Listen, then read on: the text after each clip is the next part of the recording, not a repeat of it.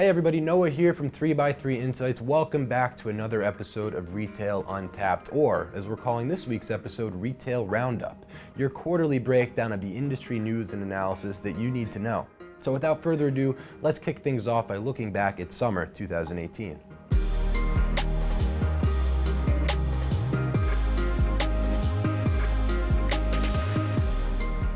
This past summer, it was clear that there were certain beer styles that really stood out in terms of popularity. According to bar managers interviewed by Craft Brewing Business, here are two that rose above the rest. First, we have HAZY IPAs. These juicy, delicious beers have really taken off as the industry starts to shift away from the more bitter West Coast style of IPA. Secondly, we have ROSÉ ciders from brands like Wolfer Estates Vineyard, which have become a hit by riding cider's wave of increasing popularity and incorporating the industry's hottest trend, rosé.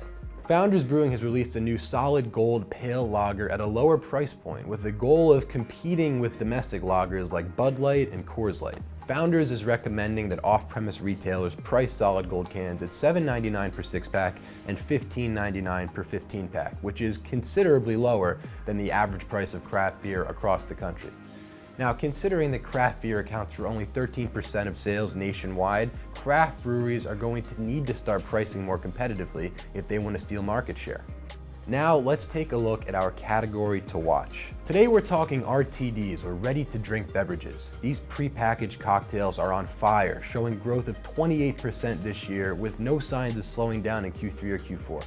But what are the factors driving this growth? For one, suppliers have obviously picked up on the craft trend and are finally pushing their RTDs into the premium space. So, new higher quality ingredients paired with some innovative marketing messaging are finally lifting the stigma on pre-mixed beverages. Secondly, canned products are benefiting from the new buzz around this new form of packaging. The ability to crack open a rosé at a park, on a porch, at a party without sacrificing quality or having to deal with the cork is really resonating with young consumers. Finally, the same thirst for new experiences that's driven the craft beer category to this point is spilling over into the RTD space. Let's wrap things up by looking ahead.